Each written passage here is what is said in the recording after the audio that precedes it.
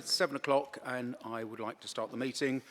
My name is John Kent and I just want to remind everyone present that this meeting is being live streamed and recorded for publication on the Council's website. Rhiannon, do we have any apologies for absence? No apologies. No, it's good to see everybody here, particularly glad to see Val here. Val, our thoughts are all with Carl and please send him our best wishes. Item 2 minutes. I move that the minutes of the Cabinet meeting held on the 22nd of January 2025 be approved as a correct record. Are there any comments on the accuracy of those minutes? No. Then we will move on. Item 3, I've not agreed to any urgent items of business. And item 4, does anyone here have any declarations of interest they would like to make? No. Okay, we'll move on to item 5, statements of the leader. I just want to make a couple of very, very brief statements. The first is just to formally note that we have been added to the government's priority programme for devolution and local government reorganisation. We have agreed previously that we would create a member working group to help guide the work of devolution and local government reorganisation. Councillor Worrell has agreed to chair that. She is consulting with officers at the moment on terms of reference and we hope to get that established very, very quickly. Clearly, as elections will be postponed for the year, that gives us a little more time to do other things. We will look actively at whether we want to, for instance, hold a themed council meeting, themed around devolution and local government reorganisation sometime in March and April. So we will update on that as soon as we've come to a conclusion. The other thing that I do want to talk about very briefly is our call, the Council's call for an inquiry into the financial collapse of the Council. We have now heard back from the Minister, who has once again declined to call an inquiry. I think the tone of the response this time was much more conciliatory than that previously. I'm seeking to have a meeting with the Minister within the next month or so to discuss options. For me, the bottom line is that any inquiry needs to be an inquiry that's on a statutory footing so that we can compel people to come and give evidence. It's one of the things that argues against a local inquiry. We have to be able to compel people like Sean Clark, Lynn Carpenter, Rob Gledhill to come and give evidence. It's the only way we're going to get to the truth and it's the only way that we're going to get the justice that we deserve. So we carry on fighting for that type of inquiry. We move on. Item 6, briefings on policy, budget and other issues. There are none this evening. Item 7, no petitions have been submitted by members of the public. And item 8, I'm not aware of any questions submitted by non-executive members. Number 9, I am not aware of any matters referred to the Cabinet for consideration by an overview and scrutiny committee. Item 10, delegated decisions taken since the last meeting. A list of delegated decisions taken since our last meeting is provided in the agenda and has also been published online. So I'll come to item 11, which is the first substantive item of the evening, the PAS review update, planning service improvements, and I will invite Councillor Watson to introduce her report. Lee, please. Thank you, Leader. So I'm pleased to introduce a report which provides an oversight of the progress made in transforming and improving our planning services as part of the Planning Service Transformation Improvement Programme. This report highlights the hard work we have made enhancing operations efficiencies, staff capacity, stakeholders engagement and performance across the service. Key achievements have been significant reduction in application processing backlog, an improved operation made and successful recruitment of key staff to strengthen the team. Since October 2024, the Planning Department has seen overdue planning applications dropped from 119 to 30, while non-major application backlog have decreased from 80 to 18. These outcomes reflect our commitment to streamlining processes and delivering a more efficient service. Stakeholders' engagement remains a cornerstone of our improvement efforts. The launch of a monthly newsletter has fostered regular communications with internal and external stakeholders, and the agents panel held in November 2024 has been met with very positive feedback. Looking ahead, We are expecting the next quarter update to include the independent feedback from the PAS team who have visited this month. In addition, progress on the local plan has been integrated in the Planning Service Transformation Improvement Programme, and under the guidance of our new local plan project coordinator, we have identified the top 10 local plan priorities and developed a structured approach to address housing, economic development, transport, along with other key areas. I'm happy to take questions. Thank you. Councillor Watson, thank you. I will invite questions, comments, contributions from portfolio holders. Who wants to go first? Councillor Hooper. I just welcome this report. Actually, I think it shows that we're moving in the right direction. With our contact with our local communities has clearly improved, and I think we've got the right officers in the right place. So I welcome this report. So well done. Thank you. Thank you. Councillor Morris-Cook. Yes, thank you. Yes, it was really good to see some positivity coming, because I think it's very clear, the message that is coming out, that things are definitely moving, and I think the use of the Power BI real live dashboards are a game changer in this, because people can see at real time exactly what's happened, and also it's not taking days in order to compile these, it's literally seconds, and I think it's an absolute game changer, and hopefully we roll that out for the rest of the council. Thank you. Councillor Muldowney. Thank you, Chair. I just wanted to say I think it's excellent progress under your leadership, Councillor Watson. Well done. I'm quite happy with all the financial implications. The restructure will be funded within the existing budget envelope, and I'm happy that the risks are being well managed, and obviously the improvements and the decreases that you've just detailed will go a long way towards managing Sarah, any can you potential... speak into your microphone, please? Sorry, any potential risk in that department. Thank you. Okay. There's no one else. I would just say that I think we all understand that we've still got some way to go into getting the planning service to where we all want it to be. But there have been, as we've heard this evening and as we've read, some real improvements in the service over the last 6 months. And I want to thank Ashley Baldwin for the work that he has done since taking on the role of AD for planning. You know, Ashley is clearly making a difference, and we're all grateful. And actually, I want to thank Councillor Watson for the leadership that she's giving as the portfolio holder. We have clearly said that we want to be more visible and with the planning service to prioritise that stakeholder engagement, and Lee's been out there meeting with residents, for instance with those concerned with the redevelopment of Blackshots, with community forums to discuss how we're getting to grips with Section 106 monies and how we align them with community priorities, and she's been meeting with developers large and small, as well as taking time to meet with neighbouring councils. So I really do believe the service is moving in the right direction. And as Lee has mentioned, I too look forward to the outcome of the PAS revisit that we had a few weeks ago, giving their independent verification that we are moving in the right direction. So Lee, thank you. And if you want to sum up and move your recommendations. Thank you. And thank you for the staff also that's put everything behind this in order to get into the place we are now. So recommendations. 2.1. Note the progress made regarding the development and implementation of the Planning Service Transformation Improvement Plan, BSTIP, since the previous update report presented to Cabinet in October 2024. Are we all agreed? Thank you.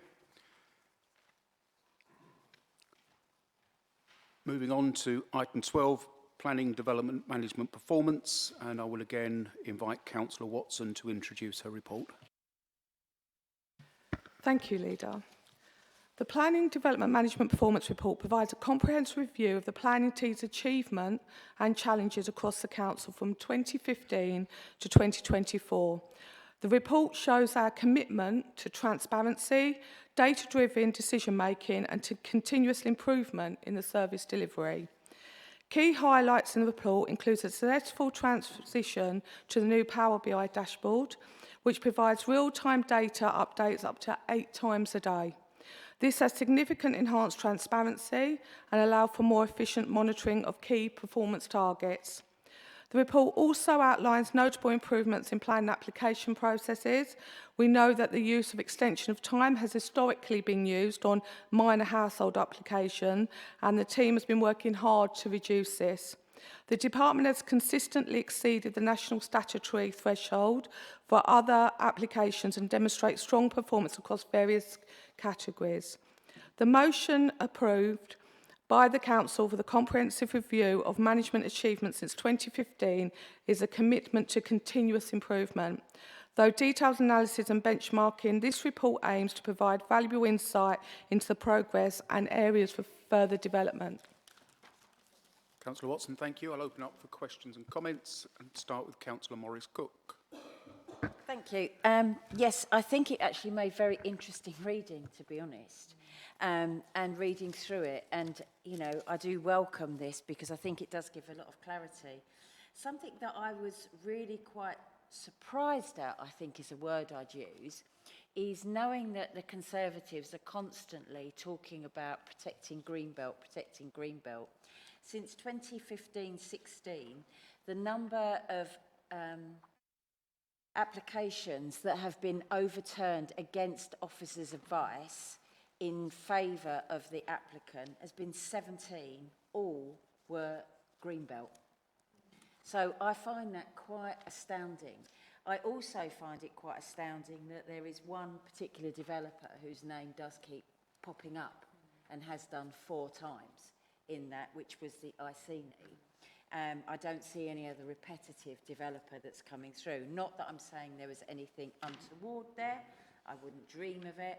But I think that is something that has really gone under the radar, and I really do welcome this report because I think it puts complete transparency on it and showing that, you know, it is not the Labour administration that's talking about Greenbelt. This has gone on since 2015 under their leadership of the Planning Committee.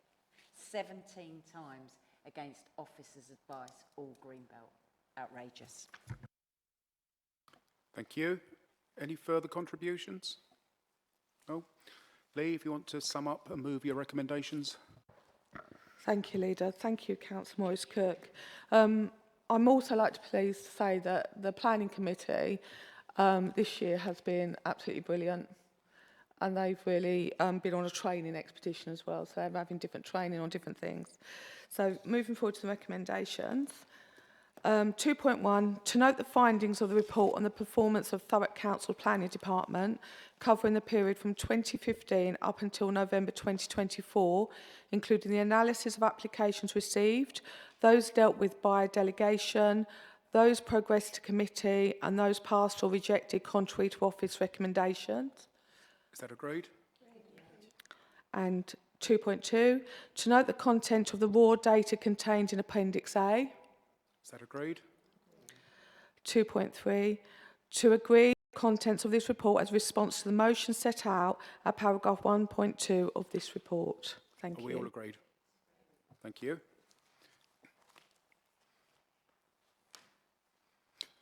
Moving on, we come to item 13, which is local plan timetable delay analysis and implications, and I will invite Councillor Watson to introduce the item.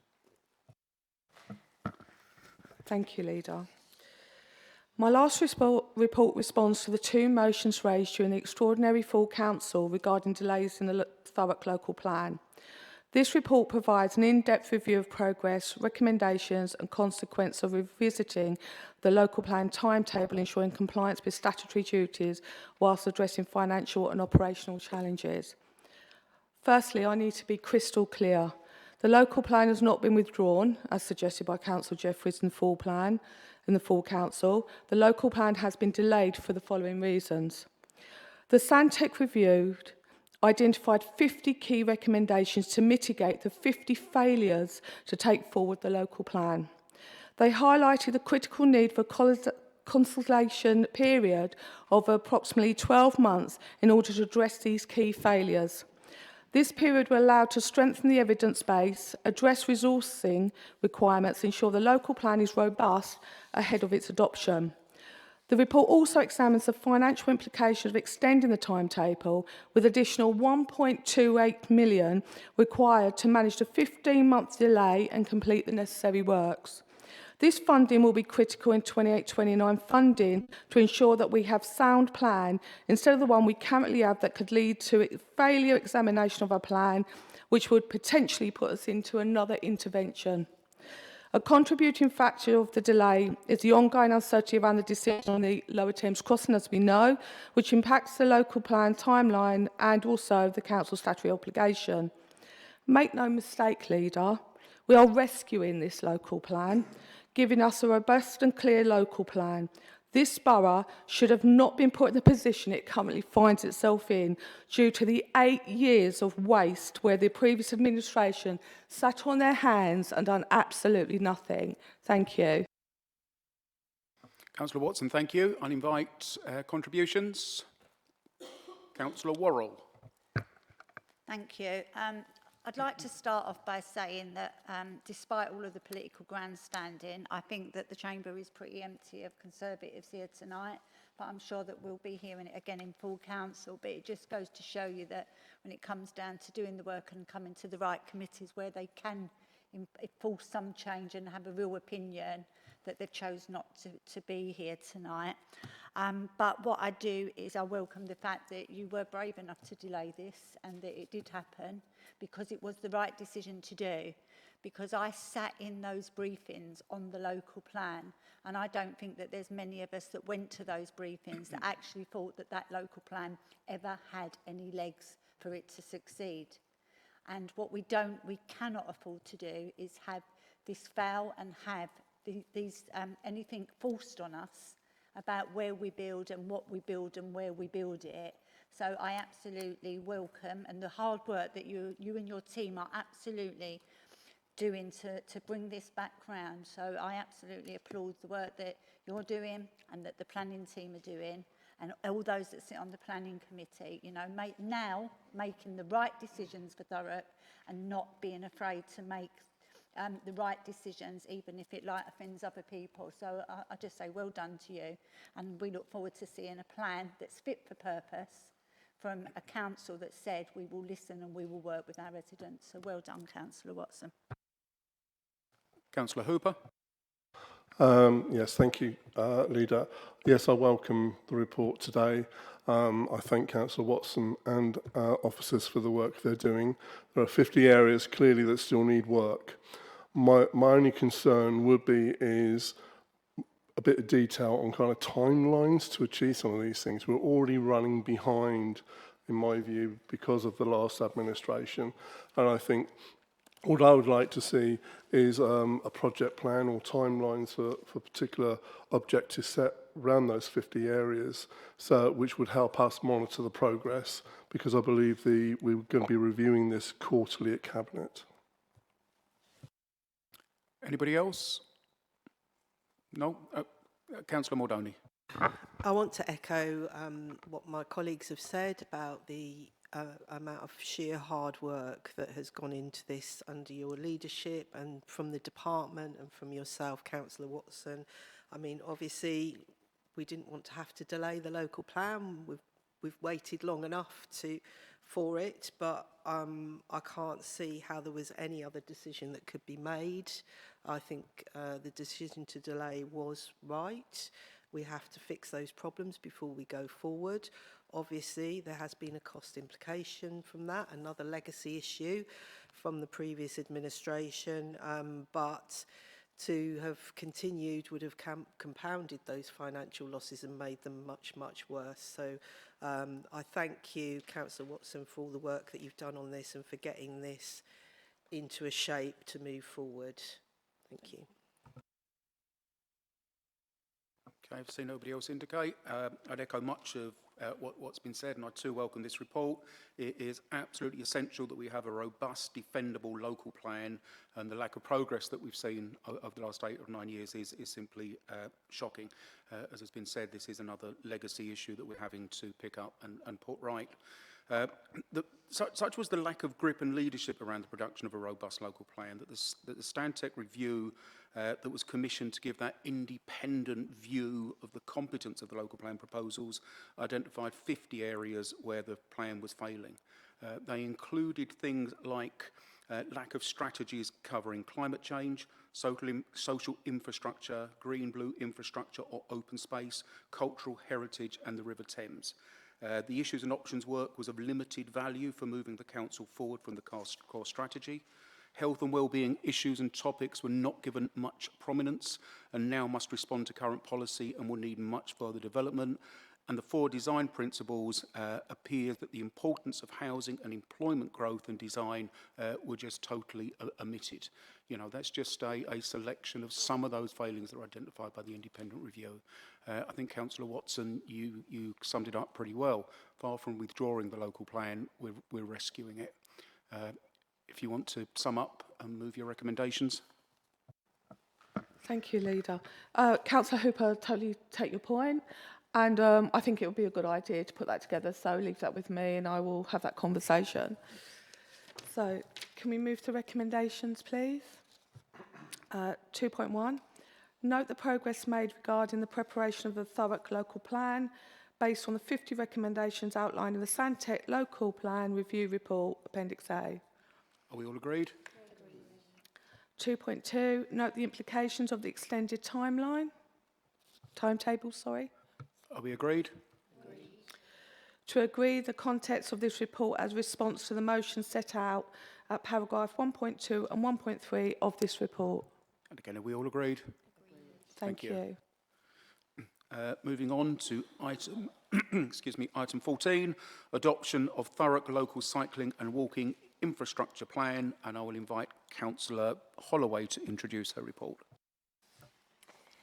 I am delighted to introduce Thurrock's first local cycling and walking infrastructure plan.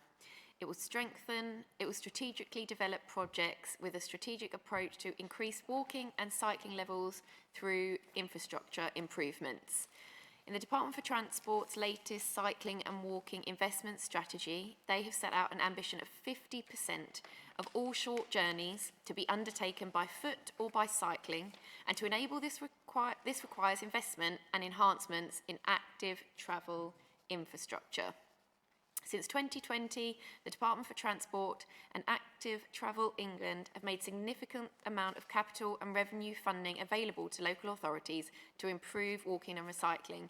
To date, Thurrock Council has received over £1 million in funding to enhance our infrastructure across 4 tranches. The Council has developed this plan to support expectations from central government in improving access to walking which is a mixture of walking and cycling at the same time if you want to do that kind of thing, walking and recycling routes. As you all see, is a detailed plan which identifies a series of high-level proposals needed to create and complete an integrate. I can't speak now, I'm going to lose it. Sorry. An integrated and coherent network of walking and cycling routes and paths that enable local trips in the borough to be made by active travel. Interventions are proposed to address localised gaps on the network. Examples of the proposals include crossing and junction improvements, footpaths, traffic management measures, traffic calmed streets, segregated cycle lanes, school streets, shared paths improvements, amongst others in line with the latest government standards. The plan will help steer future projects in the coming years and will support a programme for government funding applications and negotiating developer contributions and route enhancements. Councillor Holloway, thank you. I'll open up for questions, comments. Who wants to go first? Councillor Watson. Thank you. Thank you, Councillor Holloway. I'm really glad to see that there is some traffic calming measures going to happen down West Thurrock Road, like London Road in West Thurrock, in consideration that the amount of lorries we have go down there. And also, my residents have actually come forward and said of the speed they're travelling down. So, for me, that's a really good thing that I'm looking forward to happening, as well as in Purfleet. One of the questions I'd like to ask you, if possible, is how will this be put into the local plan? Is this going to be arranged because it needs to be? And are you already having those conversations? Thank you, Councillor, for the positive feedback and the welcoming specifically in your ward. I know that area specifically has been a bit of a blight, so I really welcome this positivity. And absolutely, we, as we know at this meeting, take the local plan extremely seriously, and this plan will support the delivery and align with the local plan and the transport strategy. And actually, if the adoption of this programme and this report will ensure that we are able to access future funding available to the council. So we would absolutely, involve that in all of our planning. Councillor Maldoni. Thank you, Chair. Thank you, Councillor Holloway, for the report. I'm always in favour of more cycling and walking. It's very important that we encourage that sort of throughout the country, really, to meet our climate change ambitions. Financially, there's no direct financial implications associated with the adoption and publication of the plan, but it will allow the council to submit future grant funding. So I was glad to see that. And also that there is actually a risk of not adopting it. So I'm happy to support the adoption of this report and agree to the amendments, the recommendations. Thank you. Thank you. Councillor Morris-Cook. Yes, thank you. I really do welcome this, and obviously I think the benefit is the fact that it's not coming from Thurrock's coffers in effect, and it is a grant from government, so it is in addition. I do welcome, I see that Argent Street is going to have 20 miles an hour, and it's something that I know the residents in Grays Riverside have really pushed for and asked. There has been several very significant accidents down there, so I think that will be welcomed, and I see that it's looking to be camera controlled as well. So absolutely, thank you. Councillor Hooper. I welcome this report. I think it's not going to war with the car. It's about developing safer, cleaner ways to travel. The report reinforces the Council's health and social care approach around prevention and keeping people healthy. So I really do welcome that. The bike walkways must be safe for people to use, otherwise they won't use them. And I think these grants will actually help do that. I think we have to think about, is it safe for an 8-year-old? If we're taking that approach, it's going to be safe. A lot of people have actually said they don't ride bikes in Thurrock, but I think you've got to create the environment for people to ride bikes and walk in. I don't think we currently have enough of that. The report highlights ways of making junctions safe. I've seen some examples recently where we can actually do that. Again, people will not ride or walk on these routes unless they are safe. I would like to encourage children to ride their bikes maybe to school, which will help some of the congestion outside our schools, and encourage people to actually ride part of their journeys to work, if not the whole journey to work. I think I just want it to be noted, I think it's important that we take the community with us, and I'd like to make sure that we are talking to the community about how we're developing these bike walkways. We need their buy-in. I think this approach really is a developing approach rather than a revolutionary approach.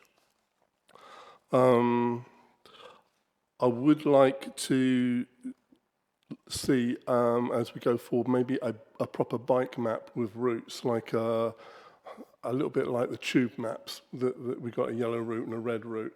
And I'd like to see in time that so it's easier for people to actually use, and we can publicise these routes. So yes, I will be supporting the approval of this plan. Thank you. Councillor Worrell. Thank you. And I too wanted to concentrate on the cycle improvements and the cycle lanes.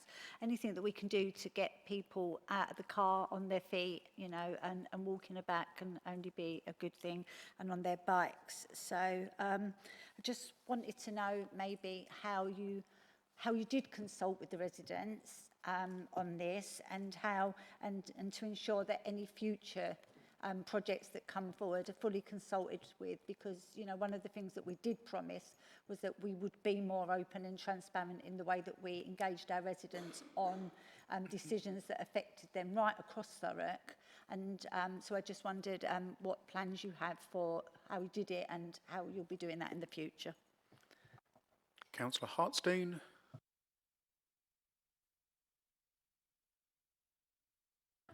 Okay, thank you. Thank you, Leader. I just want to say, obviously, I'm really delighted to see this the plan come to Cabinet.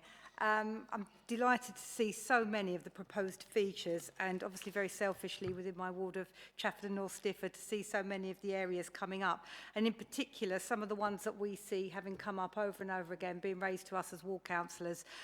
Sort of a couple in particular would be around Pilgrims Roundabout and Pilgrims Lane, in particular for parents trying to take their children to school in Trafford, coming from North Stifford, the real difficulty they have getting across that roundabout and across Pilgrims Lane. So I'd just like to say I'm really pleased to see this, and I welcome it, and congratulations to you and all of the staff that have put this together. Thank you. Thank you, Leader. Excellent.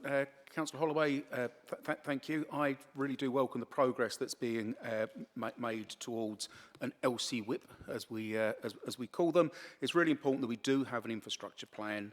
The lack of a plan had opened us up to the very real danger that we'd lose the chance to bring in much needed future funding in this area. So I do welcome this evening. Councillor Holloway, you've had a few questions there. So if you'd like to respond to them and move the recommendations. Thank you. I will do my best. I'm so delighted to see so many positive comments on kind of the bigger policy and the ward-specific kind of elements that are in this report as well. I know the team have worked extraordinarily hard, so credit, real credit to them. Because it is a labour of love and it's so important. How the report was pulled together, I think, was really interesting. It was developed through an external consultancy who supported us, who have undertook a full assessment of the entire road network across the borough, and they identified the missing gaps for cycling and where additional infrastructure might be provided. And what's really also lovely about this is that it is going to support an increased number of routes across Thurrock to kind of link communities as well. So it's not just all of the elements that have also been up, it's enhancing our kind of community engagement and linking Thurrock. Public engagement was actually undertaken in summer 2024, so a while back, but as a result of all that feedback, enhancements and amendments were made to the plan following feedback, and additional routes were added in. As specific elements are kind of brought forward in through the phases, then specific consultations will take place on each of the developments as well. So this is a kind of a vision and an overview with some specificity in, but there will be even more consultation with residents, and hopefully as they're made aware of the plan and they see the plan, they'll engage with their ward councillors as well. Lastly, I'll just mention about health as well. It cannot be underestimated how important cycling, walking, all movement is on our physical, mental health. So I really welcome that. And another thing that hasn't been mentioned is the improvements on air quality. It goes without saying, reducing congestions on our roads, and we know that roads are can be very dangerous places, and hopefully slowing down the traffic will reduce the number of accidents and fatalities. So overall, I'm really delighted with the reports, and I will move the recommendation 1.4 to approve the Thurrock Local Cycling and Walking Infrastructure Plan for adoption and publication. Thank you. Are we all agreed? Good. Moving on, item 15 is the NEC Direct Award for R&B and NECDM. I'll invite Councillor Maldoni to introduce the report. Thank you, Chair. So this is the decision regarding the Council's revenue and benefits processing system. This is obviously, and also the NECDM is a documents management system. The R&B obviously stands for revenue and benefits, just making sure everybody knows what those acronyms mean. So it's obviously a critical system which enables the collection of 240 million annually in council tax and business rates, and ensures efficient benefits processing for our residents. Our current contract expires in November 2026, and following a detailed procurement review, the best value option is a direct award to NEC Software Solutions UK Limited under the Crown Commercial Services Framework. This approach secures service continuity, cost savings, and avoids unnecessary risk. And just before I go into why it's a direct award, I want to acknowledge that the Commissioner's comments weren't included in the original report, but they've now been received, and the Commissioners have confirmed that this is an appropriate risk-based decision process has been followed to achieve best value for Thurrock whilst seeking to address the prospects of local government reorganisation. This assurance confirms that this recommendation is the most prudent and financially responsible decision for the Council. The reason that we've gone for direct award is, well, there's a number of reasons. So there's limited market competition. So there's only 2 providers that could meet the complex specification requirements.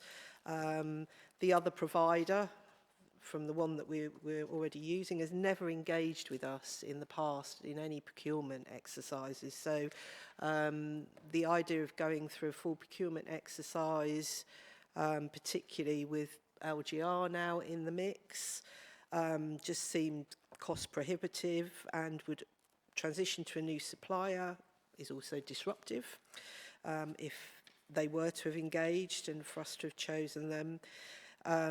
Local government reorganisation is going to impact system requirements. So we've decided to go for the direct award. It means service stability by maintaining the current system without disruptive migration. It's also financially efficient, delivering £338,000 in savings compared to extending the existing contract. So I'm grateful for officers for negotiating that, and a structured approach to future planning, allowing flexibility for local government reorganisation if required. So I'll open to questions. Councillor Muldowney, thank you. Councillor Morris-Cook. This may be a stupid question, but with obviously the report back from government to say that we are now on the road for devolution and possible obviously the local authority reorganisation, knowing that Thurrock is likely not to exist in a couple of years' time, does that have any impact on this? And are we able to come out, or how do we know that we are covered but actually not paying for something we aren't going to need, if that all makes sense? Makes perfect sense, and I think it's a question that we'll be asking as we enter into any contract for the next, however long. Councillor Muldowney, do you want to address that one straight away? Yes, as I said, so this is the supplier that we're using already. So what officers have negotiated is a reduction moving into it, as I'm sure Dan will. Do you want to come in and ask about the answer about the contract? Mr. Fenwick. That was dramatic. No, it's a very good question, and we've addressed it in the risk implications, because that's clearly a risk. So what we've identified is, and as identified, this will be a risk in any contract, because obviously if you go for a very short contract, we'll pay over the odds. But equally, we don't want to carry too many new contracts into a new authority. However, in this case, I think there's a number of mitigating factors. One, this is by far the market leader, and we've made inquiries with other authorities, and there is a mixed picture there, but I think it's also one of the other factors here. This is absolute business critical system, so it's important to have that continuity for the council. But also, just as a fail-safe, we are looking to negotiate with them for a termination clause. We're likely to get fairly lengthy notice of when Thurrock would no longer be in existence, so we can have that longer, which will mean it will be inevitably cheaper to enter into that clause. So we recognise the risk balanced against. This is an absolutely business critical system and a very good offer that we have, and as Councillor Muldowney has said, the other supplier has not engaged with us, and no other supplier was suitable. So balancing those factors, it's set as I set out in the risk matrix, in the report, and something that we've certainly got on our minds when we'll be going into negotiate. It's one of those that's going to come up time and again, Val. Yeah, just to say, yes, I've just found it. Clearly, I didn't read that part. So thank you for that. But I do think, whilst it's in the risk, I do think it was important that we did discuss it. So I've covered myself on that one for not reading it. No, and it is important that we do kind of rehearse these things publicly and openly. There's no point in shying away. We've seen what that kind of thing leads to only too clearly. Councillor Worrell. Thank you, Leader. And important probably to say that because Thurrock won't exist doesn't mean to say we won't need these services going forward. We'll still be here doing the day-to-day. Well, some of us will, some of us won't, but, you know, these services, and we will still need the structures to make this work happen. So mine was more of a comment, so thank you, Councillor Muldowney, for your report. But for me, this is a great example of how the team has taken a deep dive into our back office systems to ensure we're making the best use of all of our resources. And by taking a strategic long-term approach, they've identified potential cost avoidance of £996,000 over 7 years. Money that, you know, we could see reinvested into frontline services that matter the most to the residents. And I just wanted to take a moment just to recognise the efforts of the procurement team in this. They've worked absolutely tirelessly to navigate all of the ongoing changes to the government procurement rules, and whilst also collaborating with the colleagues right across the council to get this contract over the line. So their dedication ensures we continue to run an efficient and deliver value for money for all of our communities, which again is what we said we would make sure happened, you know, when we took the administration. So again, a great piece of work by yourself and by the teams across the council. Okay, I've seen nobody else indicate, so Councillor Muldowney, if you'd like to sum up and move your recommendations. Thank you for your comments, Councillor Worrell. So recommendation 2.1, approve the award of a contract for the provision of a core revenues and benefits processing system to NEC Software Services UK Limited using the CCS Frameworks Vertical Application Solutions RM6259 for a period of 5 years with an option to extend for a further 2 periods of 12 months each, with a total contract value of 1.63 million commencing December 2025. Agreed? Thank you. And recommendation 2.2, if 2.1 is agreed, which it has been, to delegate the award of the contract to the Executive Director of Corporate Services in consultation with the portfolio holder for resources. Are we agreed? We're agreed. Thank you. We will move on to item 16, which is the Housing Revenue Account rent setting and budget for 2025-2026. And I will invite Councillor Muldowney to move her report. Thank you, Chair. I'm pleased to introduce the HRA rent setting and budget for 2025-26. This is a crucial financial plan that ensures we continue to provide safe, affordable and high quality housing for our residents whilst maintaining the long-term sustainability of the housing revenue account. Last week, I spoke with a single parent facing an impossible situation, 2 children with special needs, elderly family member relying on them for care, and an eviction notice from their private rental home. Despite working hard, they can no longer afford private rent and will soon be made homeless.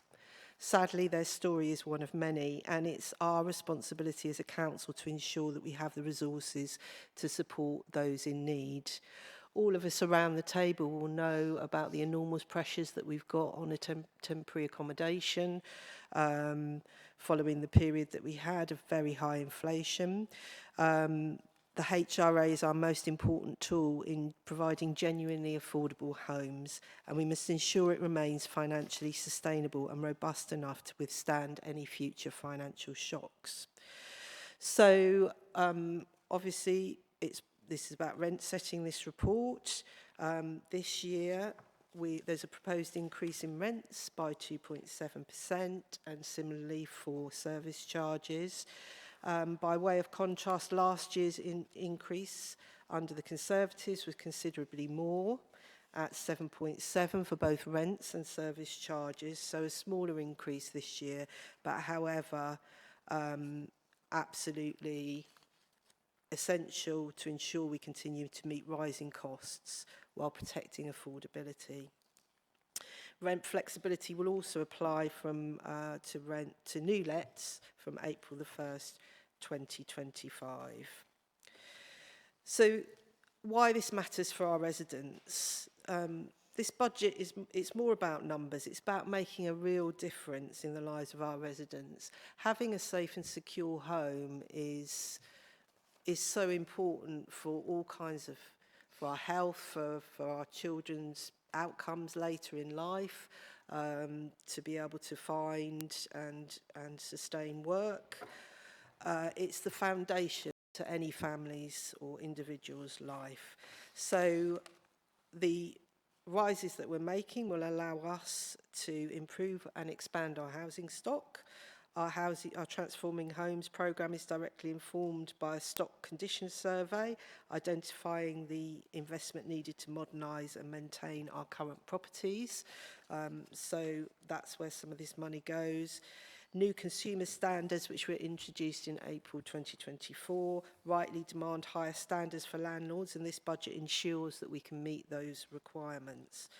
And in addition, the Demolitions, Rebuilds and Acquisition programme will deliver new high-quality council homes, helping to address the national affordable housing crisis. So under my leadership, we are making sure that HRA is financially sustainable. A HRA self-financing, meaning rent income must cover all maintenance, management and capital investment costs. And without this increase, we would not be able to deliver to cover inflationary costs or maintain a minimum level of reserves, putting future services and investments at risk. I hope that my colleagues will support the recommendation and support the budget. Hopefully it's good news for Councillor Hooper's portfolio and also for Councillor Watson's portfolio around the improvements that we're going to make to properties and the increase in affordable housing that we'll be able to do under the budget. Thank you. Councillor Maldoni, thank you. I'll open up for contributions. Councillor Hooper. Yes, I'll welcome the report. I think the increases in rent are actually quite low compared to the private sector. And the rent overall with those increases are a lot cheaper than the private sector, as well as we provide good quality housing. We need this money to actually keep our housing stock to a good standard. And there is much to do with our housing stock. In some ways, part of me would like to increase it a little bit more, the HRA, but I understand the cost of living challenges. So I welcome this and I will be supporting this. Anybody else? No? Okay. Councillor Maldoni, if you want to sum up and move your recommendations. Thank you for your support, Councillor Hooper. I think this is a really good point in terms of the rent increases as opposed to what's happening in the private rented market. So recommendations 2.1 to approve the rent flexibility approach of formula rent plus 5% for new tenancies in properties governed by formula rent and 10% for new tenancies in supported housing as explained in paragraphs 4.4 and 4.5 of this report. Please note that this is only applicable in the event of re-lets. Is that agreed? Agreed. Thank you. Thank you. 2.2, to approve the increase in rents in line with government policy on rents for social housing, as explained in paragraphs 4.7 to 4.9 of this report, to 2.7%. Is that agreed? Agreed. Thank you. 2.3, to approve the increase in tenants and leasehold service charges and other HRA fees and charges for 2025-26, as explained in paragraphs 4.11 to 4.14 of this report and detailed in appendices 1 and 2. Is that agreed? Thank you. Approve the setting of an indicative balanced HRA budget for 2025-26 as per paragraph 4.34 and table 3 of this report. Is that agreed? Approve the 5-year HRA business plan for 2025-26 to 2029-30 as per paragraphs 4.35 to 4.38 of this report, as detailed in Appendix 3, and note that this is an extract from the 30-year HRA business plan. And is that agreed? Agreed. Thank you. Thank you. And finally, recommendation 2.6, to note the ongoing HRA capital programme composed of 2 main strands, transforming homes and the demolition, rebuilds and acquisitions programme, of which the next 5 years are presented at 80 million and 104 million respectively. Approval of these is sought via a separate Cabinet report that will be presented later on this evening as part of the Council's overall capital programme. Are we all agreed? Thank you. So moving on, we come to item 17, which is the draft capital programme for 2025-26, lasting to 2029-2030. And I will invite Councillor Muldowney to introduce her report. Thank you, Chair. So, the capital programme for 2025-26 to 2029-30 reflects the Council's financial reality and the strict borrowing controls in place due to past financial mismanagement. Unlike previous years where overspending and poor project delivery, such as the A13 widening delays, the Stamford-Le Hope station issues, and CO3 problems left the Council in financial difficulty, this programme is tightly controlled, fully funded and focused on essential projects. Nevertheless, we have found the room for some additional key new investments this year, which include fleet renewal and highway maintenance, so we can ensure our critical transport services are maintained. The replacement of the Orchard Road footbridge in South Ockenden, which addresses a long-standing safety issue.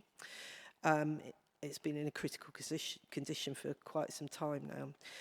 Investment in the education case management system, improving service delivery and integration with social care, enhancements to Grange Waters, improving leisure and outdoor facilities, and 11 million funding allocated to Stamford-Le Hope station. I'm sure lots of people will be pleased about that.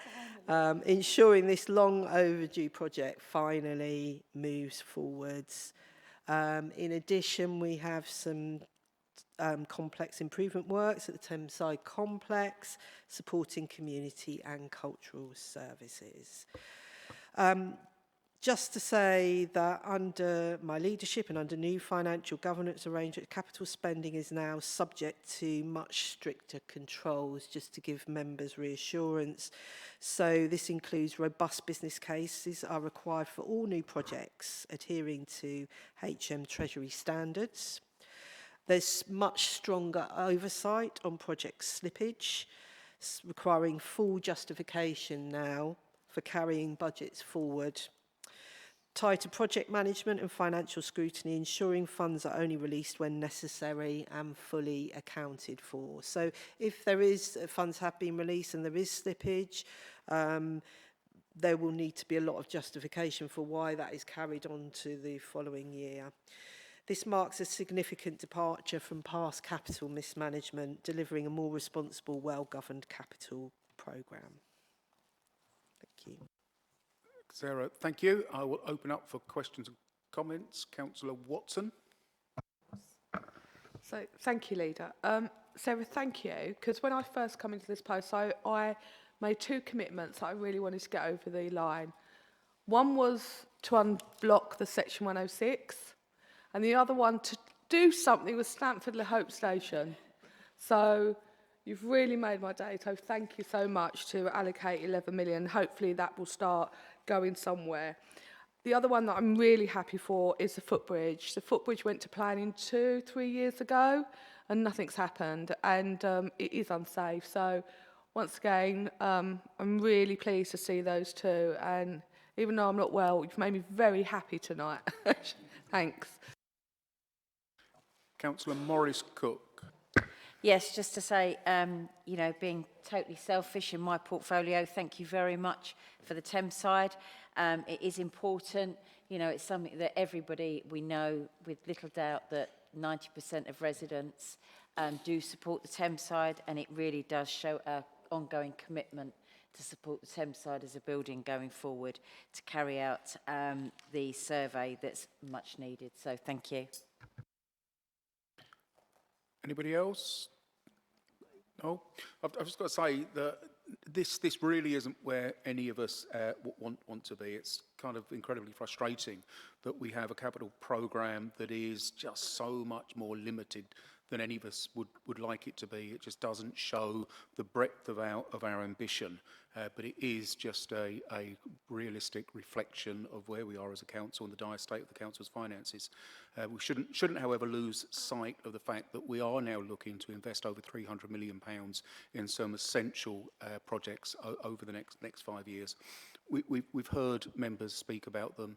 You know, it's £7 million for road resurfacing, £2.75 million to replace the Orchard Road footbridge, the spiral footbridge, £11 million for Stamford Station. So there is a lot to welcome, though it is, you know, a pretty pared down capital programme and doesn't reflect the ambition that we have. With that, I will invite Councillor Muldowney to move the recommendations. Thank you, Chair. For the reasons set out in this report, the Cabinet's recommended to A, note the proposed new capital projects in line with the 2025-26 stipulations and criteria as set out in Table 3, Appendix B. Are we agreed? Thank you. B, approve in principle the proposed financing of the additions to the capital programme as set out in the table, Appendix C. Are we agreed? Thank you. Note the draft capital programme of 316.718 million over the 5-year period from 2025-26 to 2029-30 as set out in the Table 4, Appendix C. Are we all agreed? Thank you.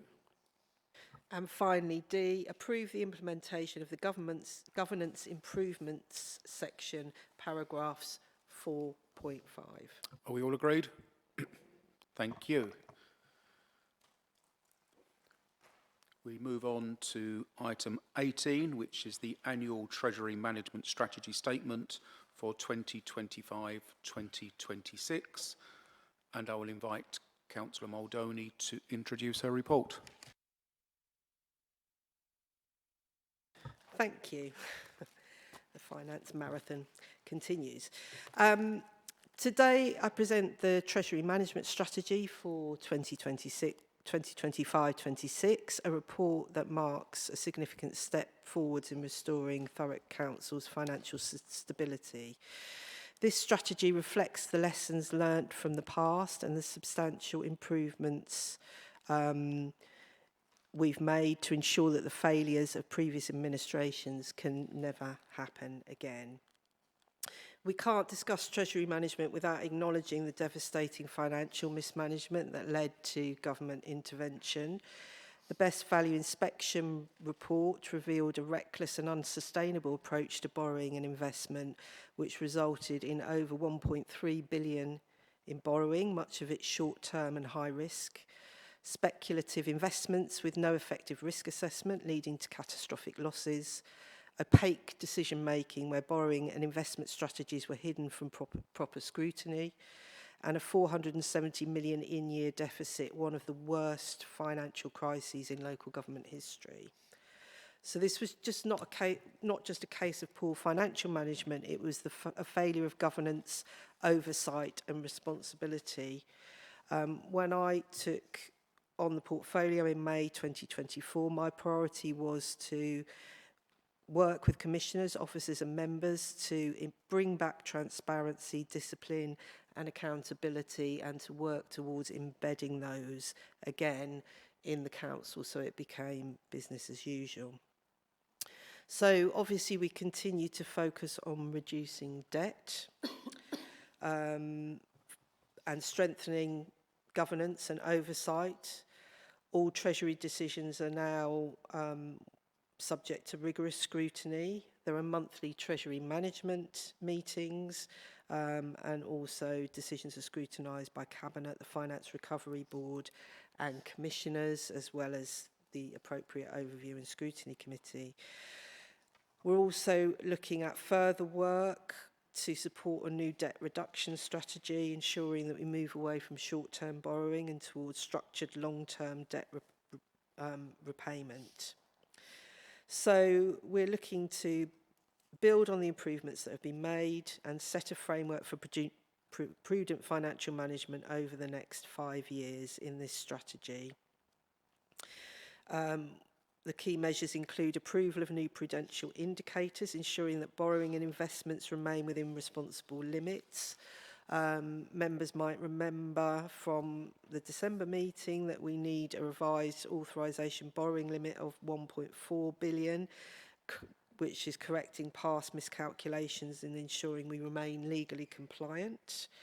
A structured approach to minimum revenue provision, ensuring that we repay our debts responsibly over time, and a robust borrowing and investment strategy designed to keep public funds safe while supporting necessary capital projects. So this strategy ensures that mistakes of the past will never be repeated. That's the thing that I try and keep in my mind as we're working through all of these financial plans. I hope it restores confidence. I think that some public confidence has been restored, but I think we've still got a long way to go on that, and the way that we do that is by methodical, hard work. We're still at the beginning of our recovery journey, and there's still a long way to go, and there's a lot of work to be done still. However, we've improved in transparency and accountability, and therefore I would ask Cabinet to agree the recommendations set out in this report and support the continued transformation of our Treasury management practices. Thank you.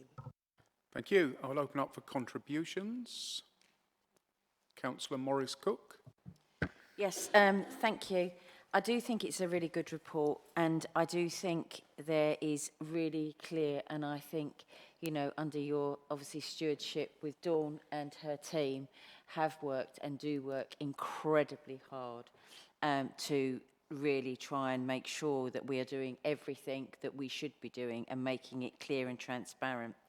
And I think it has been. And I think that we are on a journey, and sadly this journey is going to carry on for a number of years. I still do think it's very sad that, you know, every resident and every person that works for Thurrock is in effect having to pay the price of reckless abandonment by a previous administration. We haven't got a magic wand, you know, as much as we would love to, but all we can do is carry on with what we're doing, just trying to make sure that, you know, the critical services, which under, you know, all the portfolios here have done everything they can to make sure that they are not affected in the up and coming savings and budget that will be sent to full council. So I think, you know, we do need to say thank you.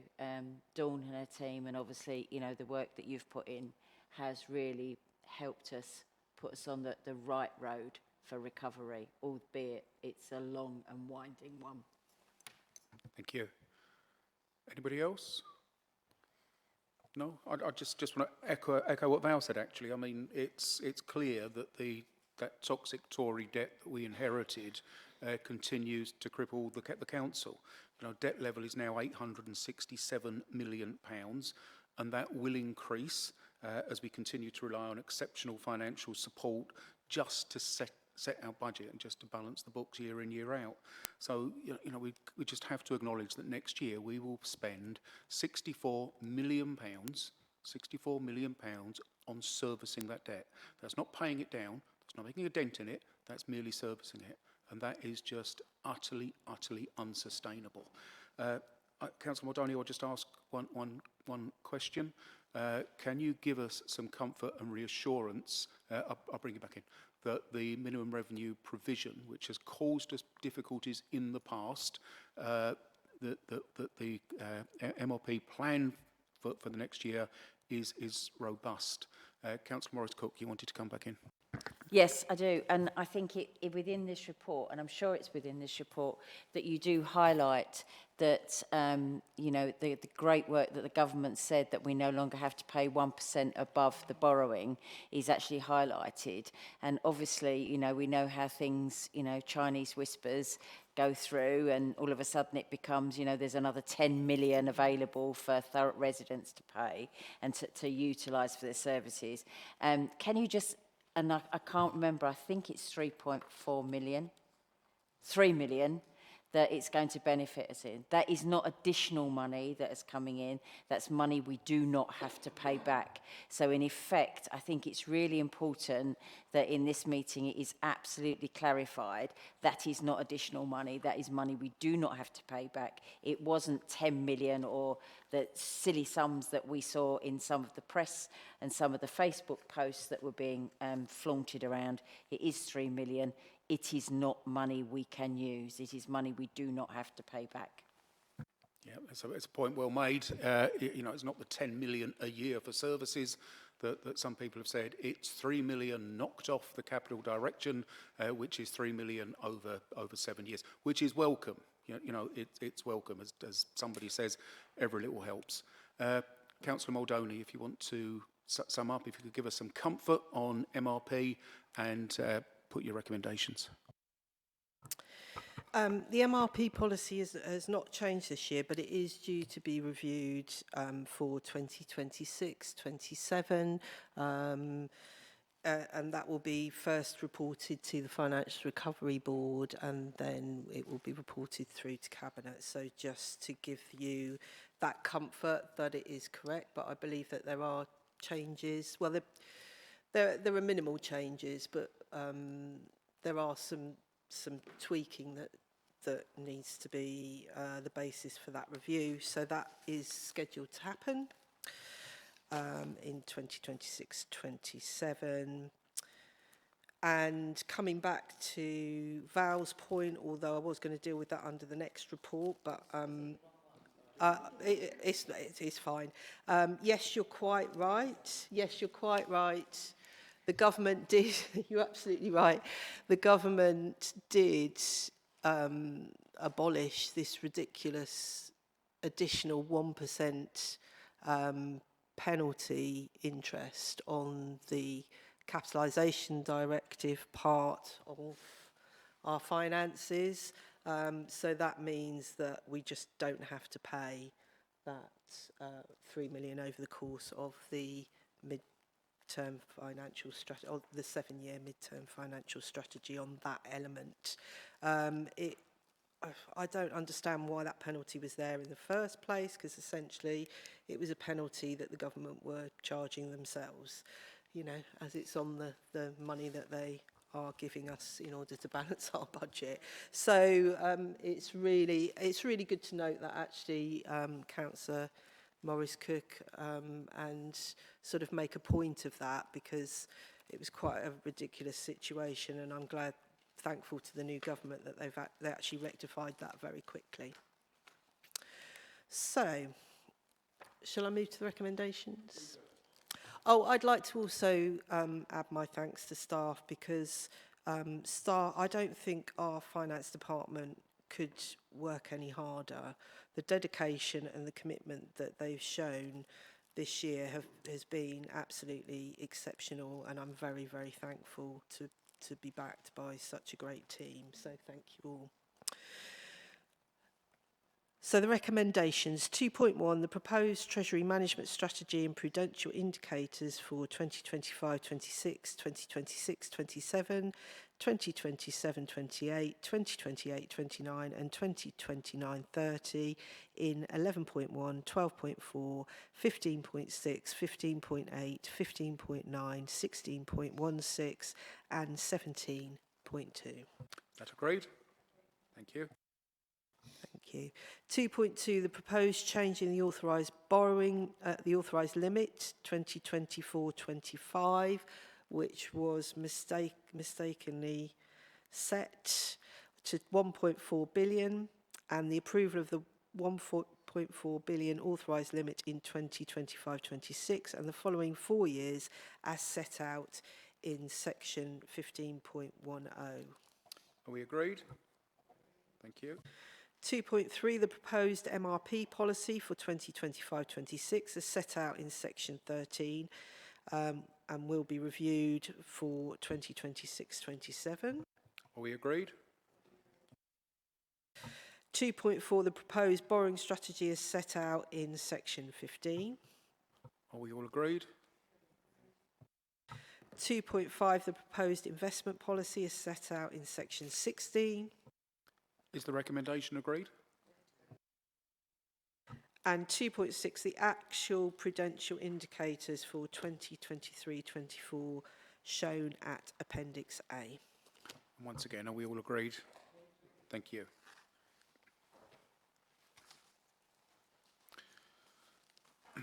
I will move us on to our final item this evening, item 19, the final revenue budget for 2025-26 and the final medium-term financial strategy for 2025-26, lasting to 2028-29. And I will invite Councillor Muldowney to introduce her report. Thank you. So, this report highlights that, as we all know, the Council's financial position remains severely challenging, requiring exceptional financial support from central government to set a legally balanced budget.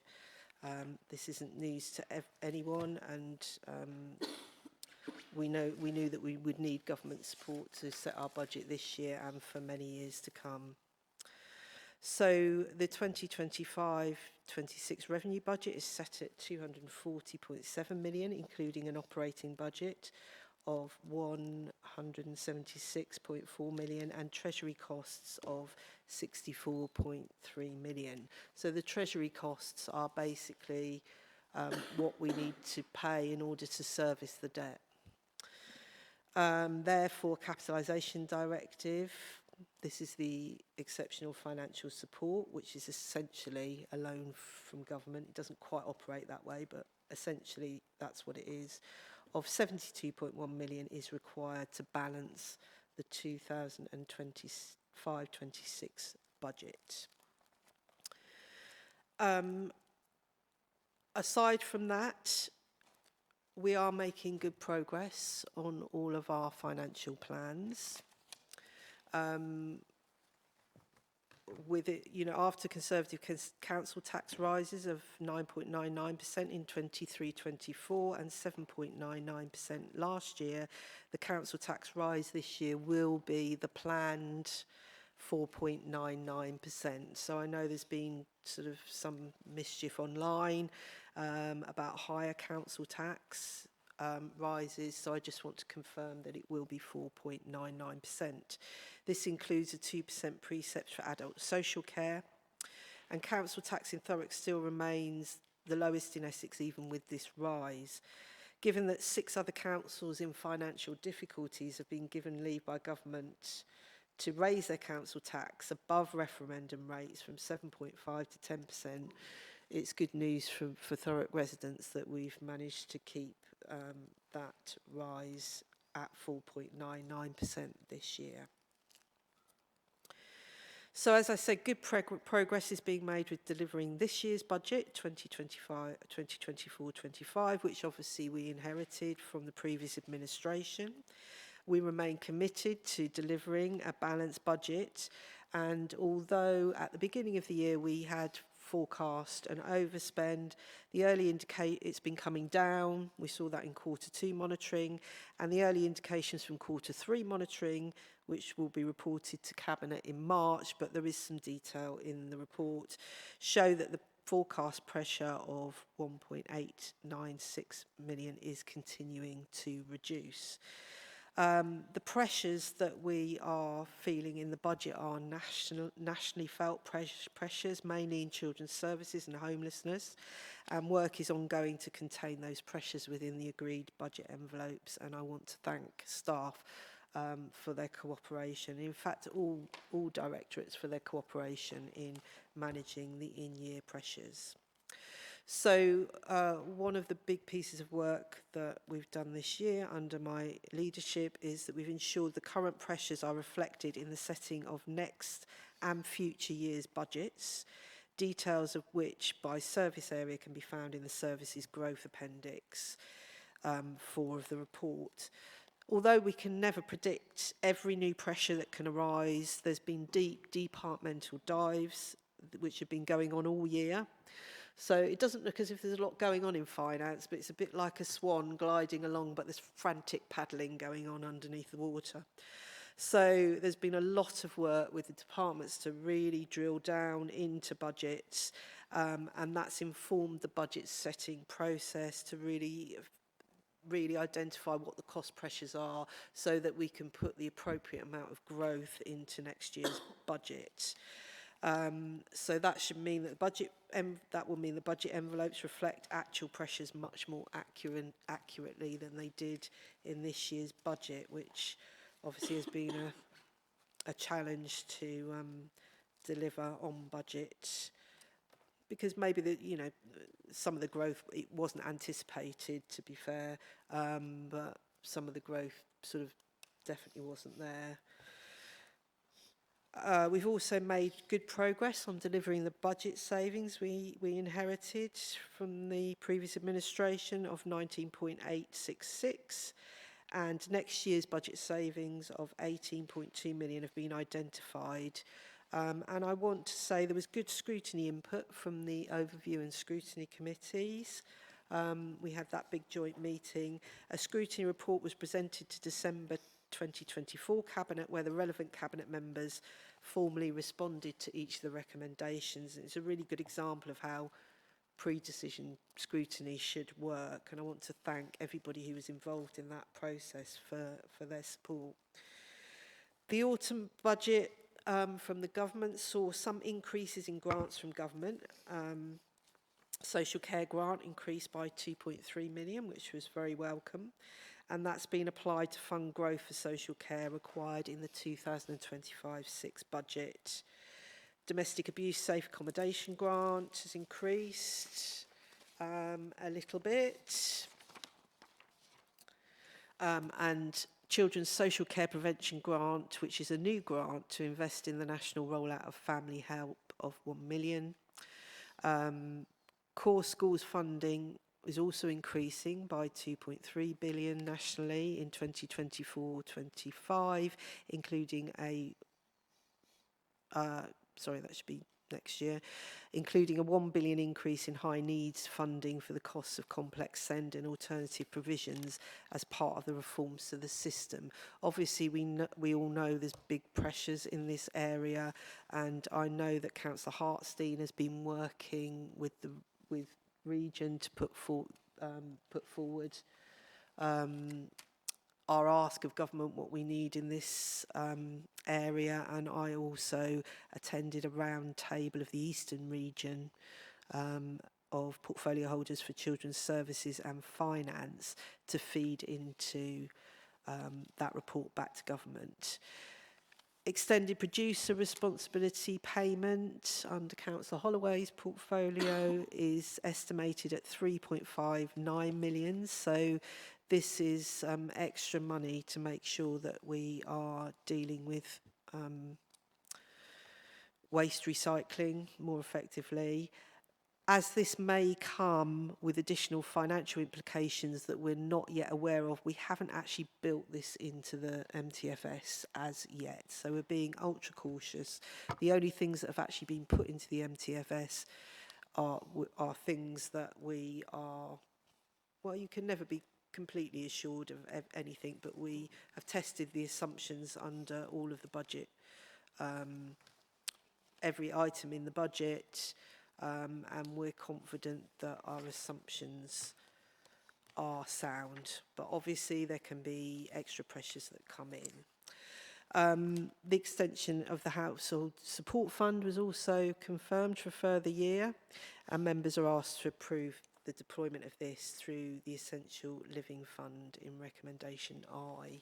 So this is what we've done for some time, and I didn't have a chance to incorporate it in this, but I just received some good information about the Thurrock Care scheme, how many people that we've helped, and the money that's been issued to help people with their energy bills over, including pensioners, over the winter. So just finally to say that the Lead Commissioner recently noted the increased pace of improvement and recovery, including financial recovery under our administration. So it's very good to get that acknowledgement that we are going in the right direction and we've quickened the pace of recovery.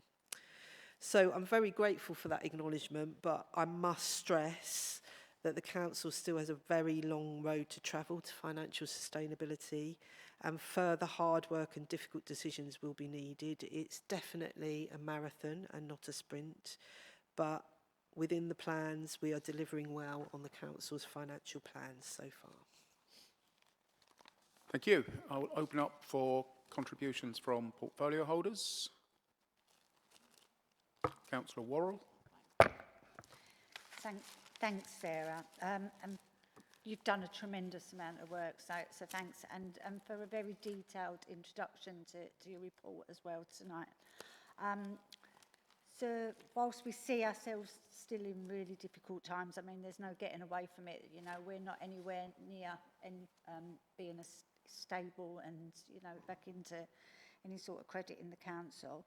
But this budget does set some really good foundations, you know, for the future years of delivery of our services to improve the lives of our residents. So first, that needs to be acknowledged, the amount of work that's gone in to make sure that it is stable. But I'm also proud of this administration and all the work that everybody's done across their portfolios. You know, this is a real budget, you know, for this council, you know, and it's about our transformation journey, and it's about us delivering exactly what we said we would do. So when we said we would be an enabling council that delivered services that were right and at the heart of our communities, you know, I just think that this is a budget that focuses on delivering for the residents right across the borough. These savings aren't just about balancing the books, they're about rethinking how we work and becoming more efficient and making sure we're investing in things that truly matter to all of our residents. You know, so it's not easy to set a balanced budget in such difficult times, but I think that by working across the council, and Scrutiny done an amazing piece of work as well, there's no doubt that the way that we've adopted the approach to setting the budget has really worked, and you know, and it's the second year, and I think that we finessed that this year and really got to where we needed to be. You know, the recommendations came and we listened to them, and you know, and we changed, you know, and because we listened. So I think that can only show that as a cabinet and a council, we're maturing and we're leaning into the changes that need to happen to get this council back on track again. So I welcome the budget and the proposals in it tonight. So, but well done. Thank you. Anybody else? Councillor Hooper. Yes, I really thank Councillor Mondoni for the report. I'm pleased we put away the rumours of a 10% increase in council tax rises to a successful 4.99%. Let's not face it, we have inherited a massive mess.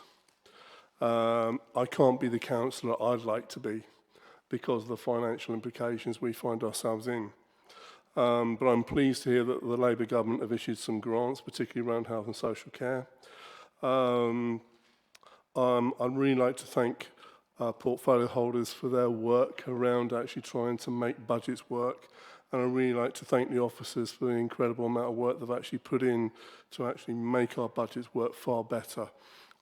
Without sounding overly confident, or I think there are a lot of lessons that other councils can actually learn from us, from the way we've worked, from the way we've actually tried to deal with this budget deficit. So I would, without being too confident, because I know we've got a long way to go, well done, and let's keep up the great work. See nobody else indicate. I'll kind of start by echoing those thanks, and especially thanks to Dawn Calvert and her team for the incredible amount of work that's gone in. But beyond that, to all directors, senior officers and staff that have contributed to bringing a balanced budget for us to agree to recommend to Council this evening. And nobody should underestimate the volume of work that goes into producing the budget. I mean, we started on these proposals the day that we became the administration.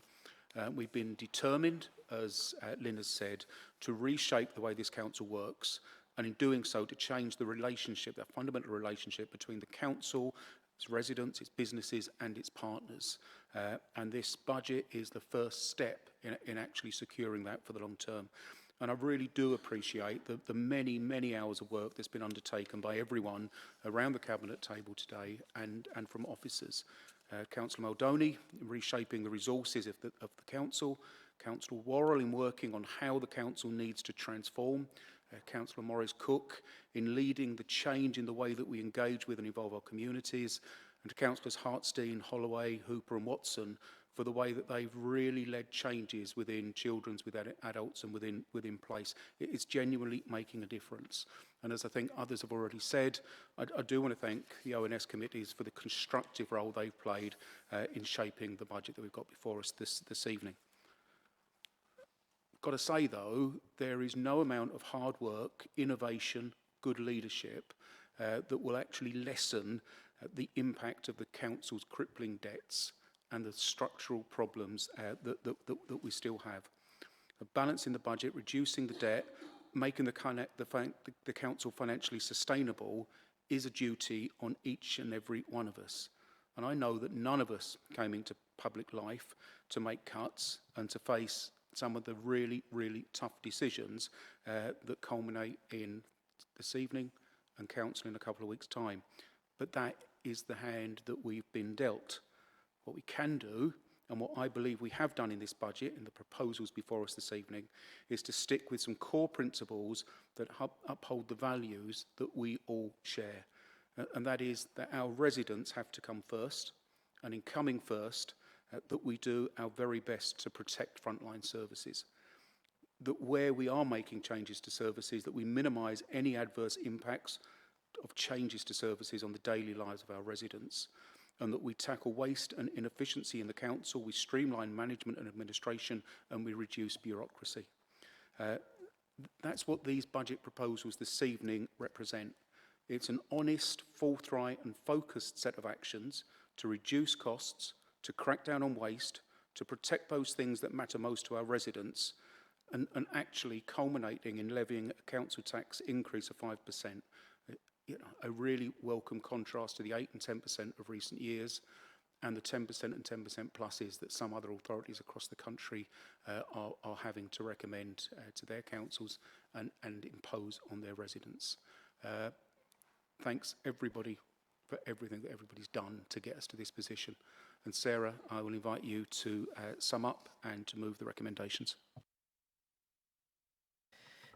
Thank you, Chair. And yes, sort of with the caveat of, you know, there's still a long way to go and a lot to do. I do actually agree with Councillor Hooper in terms of we are actually, in terms of budget pressures, we're actually in much better situation than a lot of councils. When I was on my finance leadership course with the LGA, there were much larger deficits in areas where we've been really quite successful at containing those pressures and being able to deliver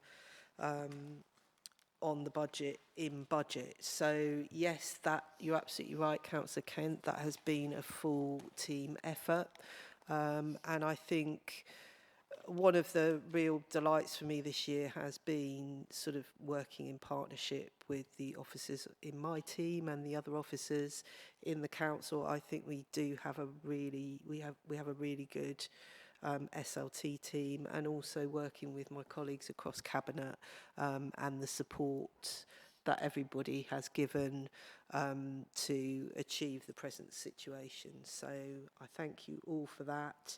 And let's not forget that in the midst of all this, we still managed to get an outstanding Ofsted report for Children's Services with no actions, the only one in the country. So there are areas where we've certainly got good practice despite the financial difficulties, and I think there are things that we will be able to share with other councils in the present budget pressures that are being nationally felt.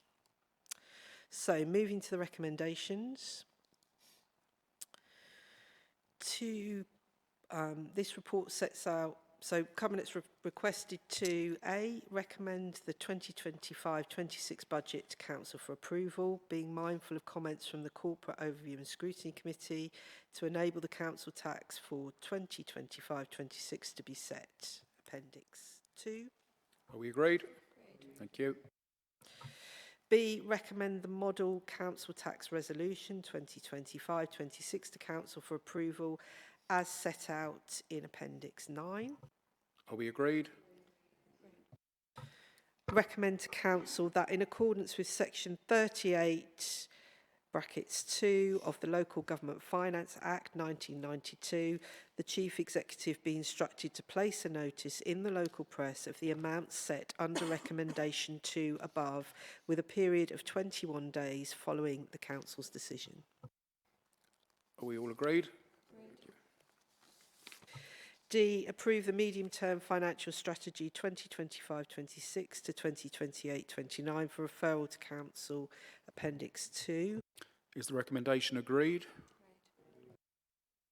Thank you. E, note the intention to increase council tax by 2.99% in 2025-26, Table 7. Are we agreed? F, note the intention to increase council tax by a further 2% in 2025-26 in respect of the adult social care precept, Table 7. Is the recommendation agreed? G, note the 2025-26 budget for public health as set out in Appendix 5. Are we agreed? Thank you. H, note the Council's revised capitalisation direction requirement of 691 million, which is set at a point in time and will continue to be subject to change. Paragraph 7.4 and Table 5.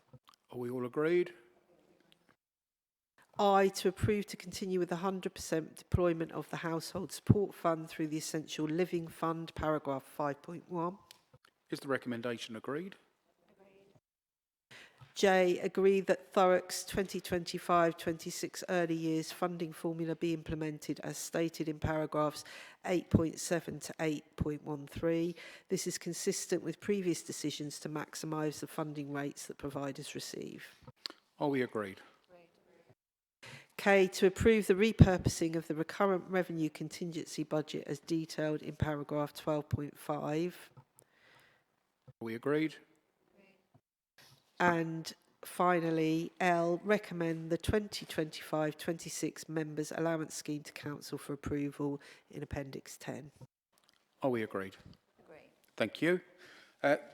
Thanks, everybody. That concludes the business of the meeting. Thanks, everybody, for the attendance. I wish everybody a safe journey home and close the meeting at 20:34.